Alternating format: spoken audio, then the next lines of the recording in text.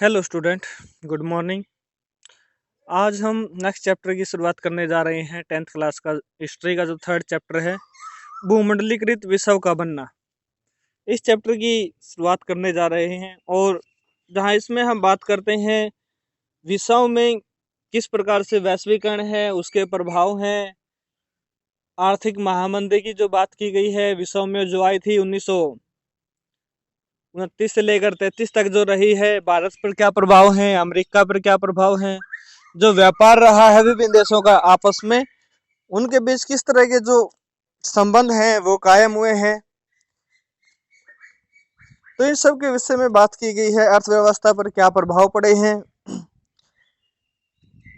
तो यहाँ हम इसकी शुरुआत करने जा रहे हैं आधुनिक युग से पहले, मतलब आज के युग से पहले की बात कर रहा है। और इसमें वैश्वीकरण के विषय में बात की गई है। जो शब्द दिया गया है वैश्वीकरण, और जहां हम इस वैश्वीकरण की बात करते हैं तो वैश्वीकरण का इतिहास है आज से 50 साल पुराना रहा है। अगर हम बैक जाएं, कुछ सोचें, 15-20 साल पहले या अपने पूर्वजों से हम पूछें तो दुनिया की कितनी वस्तुएं भारत के अंदर थी। आज प्रत्येक वस्तु पे आप made in Japan, China, UK, मतलब जो भी आप देखते हो ये सब कुछ ये इस वैश्वीकरण की ही देन है। मेड इन इंडिया बहुत कम वस्तुओं पे हमें दिखाई देता है, उसके विषय में बात आती है। तो बात बताई भी गई है कि 50 साल, लगभग 50 सालों से ही हमारे सामने आई है वैश्वीकरण की प्रक्रिया। लोग काम की तलाश में गए हैं बाहर। उसके बाद इसमें हम बात करते हैं दूसरी जगह पर लोगों का आना जाना रहा है। और इस जीवन में वैश्विक आपसी संपर्कों के बारे में सोचते हैं तो हम उन युगों के बारे में भी जानना चाहिए जो गुजरते हुए हमारी इस दुनिया से ऐसी बनी है। वो युग जिस व्यापार के जरिए जब देश आपस में जुड़े हैं,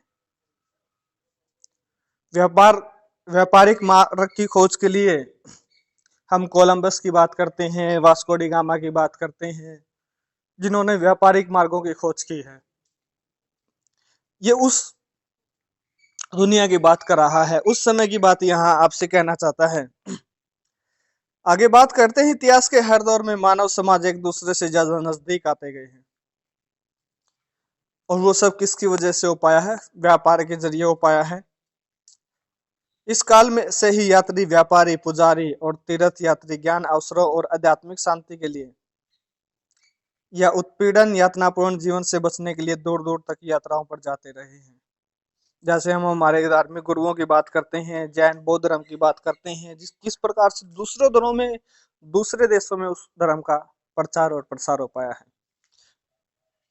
तो इन सब की वजह से, और उन सब की वजह से ही हमें ये मान्यताएं प्राप्त हुई हैं, ये हुनर हमें प्राप्त हुए हैं, उन आविष्कारों के बारे में हमें जानकारी प्राप्त हुई है। ये सब उन यात्राओं की वजह से ही या फिर उन महापुरुषों की वजह से ही हमें प्राप्त हो पाई है। 3000 ईसा पूर्व में समुद्री तटों पर होने वाले व्यापार के माध्यम से सिंधु घाटी की सभ्यता उस इलाके से जुड़ी हुई थी जिसे आज हम पश्चिमी एशिया के नाम से जानते हैं।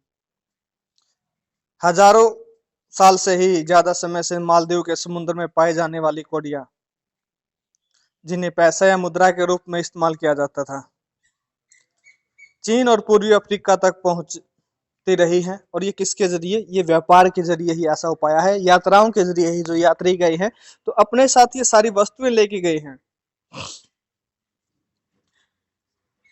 बीमारी फैलाने वाले कीटाणुओं का दूर दूर तक पहुंचने का इतिहास भी 7वीं सदी तक ढूंढा जा सकता है। मतलब 7वीं सदी में बीमारी पहुंचाने वाली जो, मतलब जिन विषाणुओं की बात की गई है, जिन कीटाणुओं की बात की गई है, वो एक देश से दूसरे देश, एक महाद्वीप से दूसरे महाद्वीप में व्यक्तियों के द्वारा ही पहुंचाए गए हैं। और इसका ताजा एग्जाम्पल तो आज के समय में है, जो हम लॉकडाउन की वजह से अपने घरों में हैं, इस महामारी की वजह से, कोरोना वायरस।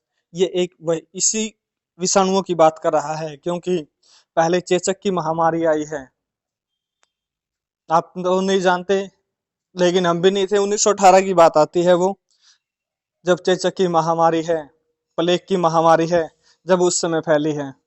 लगभग हर एक शताब्दी के बाद दुनिया को एक महामारी से गुजरना पड़ा है, उनकी बात आती है तो 13वीं सदी के बाद तो इनके प्रसार में निश्चित साफ देखा जा सकता है। रेशम मार्ग, सिल्क रूट मार्ग की बात आ चुकी है। यहाँ क्वेश्चन बन जाता है कि रेशम मार्ग, सिल्क रूट मार्ग क्या है, या देशों को आपस में जोड़ने में सिल्क रूट मार्ग की क्या भूमिका रही है। आधुनिक युग काल से पहले के युग में दुनिया के दूर स्थित भागों में बीच व्यापारिक और सांस्कृतिक संपर्क का सबसे जीवंत उदाहरण है सिल्क मार्ग। समझ सकते हो आप, रेशम मार्ग की बात कर रहा है। जो रेशम है, रेशमी वस्त्रों की जहां हम बात करते हैं, सऊदी अरब है, अफगानिस्तान है, चाइना है, जापान है, ये सबसे ज्यादा जो उस राजवंश रहे हैं उन्होंने रेशमी वस्त्रों को इस्तेमाल किया है। तो इस मार्ग से पश्चिम में भेजे जाने वाले रेशम सिल्क का कितना महत्व, इतिहासकार बहुत सारे सिल्क मार्गों के बारे में बताते हैं। जमीन और समुद्र से होकर गुजरने वाले रास्ते न केवल एशिया के विशाल क्षेत्रों को एक दूसरे से जोड़ने का काम करते थे, बल्कि एशिया को यूरोप और अफ्रीका से भी जोड़ने का काम करते थे। एशिया को दूसरे महाद्वीपों के साथ व्यापारिक मार्ग के जरिए जोड़ा गया। और तो ऐसे ही यहाँ से जो हमारे रेशम गए हैं, भारत की बात करें तो हम कपड़ा गया है, सूती कपड़े की बात करते हैं तो उन देशों से जो सोना चांदी है, फिर एशिया के देशों में चाहे चीन है, भारत है, उनमें पहुंचा है। व्यापार और सांस्कृतिक आदान प्रदान दोनों प्रक्रिया एक साथ साथ चलती थी। शुरुआती काल में ईसाई मशीनरी निश्चय ही इसी मार्ग से एशिया में आते होंगे। ईसाई मशीनरी, हम बात करते ईसाई धर्म भारत में कहाँ था, तो उन्हीं ईसाई मशीनरियों की बात की गई है जो भारत में आए हैं और लोगों को ईसाई धर्म जो स्वीकार करने के लिए प्रेरित किया गया है, उनके विषय में। चाहे मुस्लिम धर्म है, ऐसे ही विभिन्न देशों में फैला है, चाहे जैन और बौद्ध धर्म की बात करते हैं, जो धर्मोपदेशक रहे हैं वो इस तरह से उन देशों के अंदर गए हैं, तो उनके विषय में बात की गई है। तो ये कंटेंट है, यहाँ बात हो जाती है। उसके बाद है, ये चीजें हमने देखी है आज के समय में, जो हम नूडल्स वगैरह है या चाउमीन वगैरह है या फिर आलू है, टमाटर है, शकरकंद है, मिर्च के विषय में बात करते हैं, ये हमारे देशों में कहाँ थे।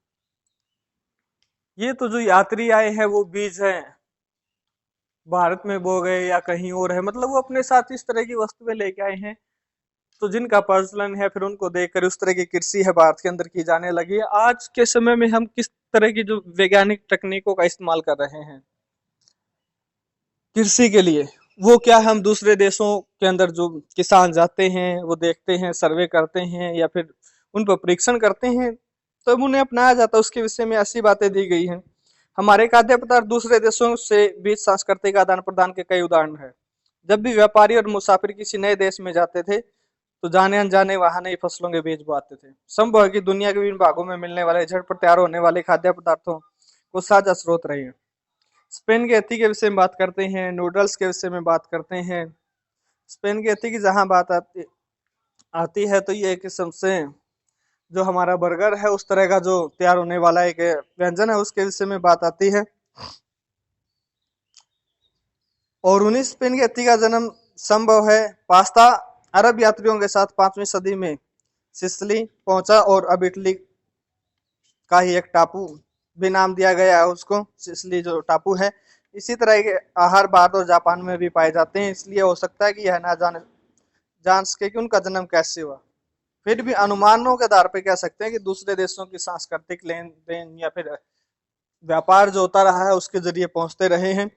आलू, सोया, मूंगफली, मक्का, टमाटर, मिर्च, शकरकंद जैसे अन्य बहुत सारे दूसरे खाद्य पदार्थ लगभग 500 साल पहले हमारे पूर्वजों के पास नहीं थे, और वे खाद्य पदार्थ यूरोप और एशिया तक पहुंचे जब क्रिस्टोफर कोलंबस गलती से उन अज्ञात महाद्वीपों में पहुंच गया जिन्हें अमेरिका के नाम से जाना गया है।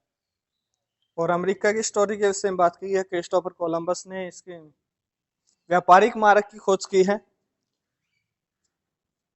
दरअसल अमेरिका मतलब उत्तरी अमेरिका, दक्षिण अमेरिका और कैरेबियाई द्वीप समूह सभी इसमें शामिल आते हैं।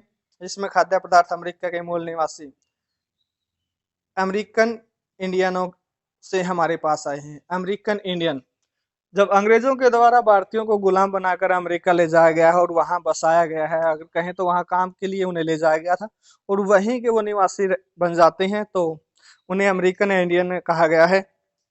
ये इसके विषय में बात आती है। कई बार नई फसलों, अमेरिकन इंडियन की जहां बात की गई है, वो आपका शब्द है जो दिया गया है, यहाँ ये अमेरिकन इंडियन के विषय में बात की गई है। कई सारी फसलों के जमीन आसपास का फर्क था। साधारण आलू का इस्तेमाल शुरू होने से यूरोप में गरीबों की जिंदगी अमूल रूप से बदल गई। उसका भोजन बेहतर हो गया और उसकी औसत उम्र बढ़ने लगी। आयरलैंड में आलू अकाल के विषय में बात आएगी। 1840 के दशक में बीमारी के कारण आलू की फसल बर्बाद हो जाती है। आयरलैंड में आयरलैंड में आलू अकाल पर नोट लिखें। शॉर्ट क्वेश्चन हो जाता है कई बार कि आलू अकाल क्या है, आयरलैंड का है, ये यहाँ से बात करते हैं तो हमारा यहाँ तक ये कंटेंट रहता है। आयरलैंड में 1840 के दशक में आया है शॉर्ट क्वेश्चन के तौर पे। तो आलू की फसल बर्बाद हो जाने की वजह से बहुत सारे किसान जो नागरिक हैं वहाँ के, वो भूख के कारण मर जाते हैं। और बीमारियां और व्यापार, बीमारी, विजय और व्यापार के विषय में बात की गई है। यहाँ पर भी हमारा क्वेश्चन रहेगा किस प्रकार से जो यूरोपीय देश है उन्हें गुलाम बनाया गया है, और उन बीमारियों की वजह से जैसे चेचक है, उनके विषय में बात की गई है। बात आगे, 16वीं सदी में यूरोपीय जहाजियों ने एशिया तक समुद्री रास्ता ढूंढ लिया था और पश्चिमी सागर को पार करके अमेरिका तक जा पहुंचे, तो पूर्व आधुनिक विश्व बहुत छोटा दिखाई देने लगा। इससे पहले कई सदियों से हिंद महासागर में पानी में फलता फूलता व्यापार, तरह तरह के सामान, लोग, परंपराएं एक जगह से दूसरी जगह पर जाती रही है। हम पढ़ चुके हैं ये पहले।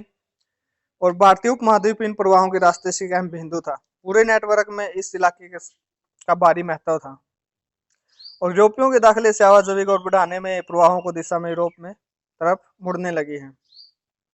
तो ये खोज है, खोजों के जरिए ही ये संभव हो पाया है, उसके विषय में बात की गई है आगे। क्योंकि कीमती धातुएं हैं, खासतौर से चांदी है, यूरोप की संपदा को बढ़ाया, पश्चिमी एशिया के साथ होने वाले व्यापार को गति प्रदान की।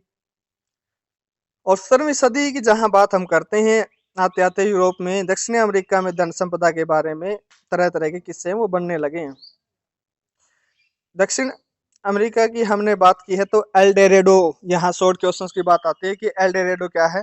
दक्षिणी अमेरिका का जो क्या है, धन संपदा में एक जो क्या है, सोने का शहर है, जो इन्हीं कीमतियों की बदौलत, मतलब इन्हीं इसी तरह के कार्यों की बदौलत की वजह से सोने के शहर मान मानने लगे, और इसकी खोज बहुत सारे खोजों के अभियान शुरू की गई है। तो अल्डेरेडो सोने का शहर के तौर पे शॉर्ट क्वेश्चन। 16वीं सदी के मध्य तक आते जाते पुर्तगाली और स्पेनिश सैनिकों की विजय का सिलसिला शुरू हो गया। यहाँ से क्वेश्चन आ जाता है कि किस प्रकार उन्होंने जो अपने उपनिवेश है वो स्थापित किए हैं। तो ये क्वेश्चन रहता है, उसका आंसर रहता है जहां से हम बात करते हैं, यहाँ से पुर्तगाली स्पेनिश सैनिकों के विजय का सिलसिला शुरू हो गया और अमेरिका को उपनिवेश बनाना शुरू कर दिया। यूरोपीय सेनाएं केवल उन्हीं सैनिक ताकत के दम पर नहीं जीतती थी। स्पेनिश विजेताओं में सबसे शक्तिशाली हथियार परंपरागत किस्म का सैनिक हथियार तो था नहीं, हथियार थे वो चेचक के बीमारी थे या कीटाणु थे। क्योंकि इस बीमारी, जिस तरह हम देखते हैं कि लोगों के अंदर अगर रोग प्रतिरोधी क्षमता नहीं है, तो कोरोना जैसी बीमारी से वो नहीं लड़ पाते और मृत्यु का शिकार हो जाते हैं। लेकिन जिनके अंदर इस रोग से प्रतिरोधी क्षमता है, जिनके अंदर, वो इस बीमारी से बच जाते हैं, चाहे वो संक्रमित हो।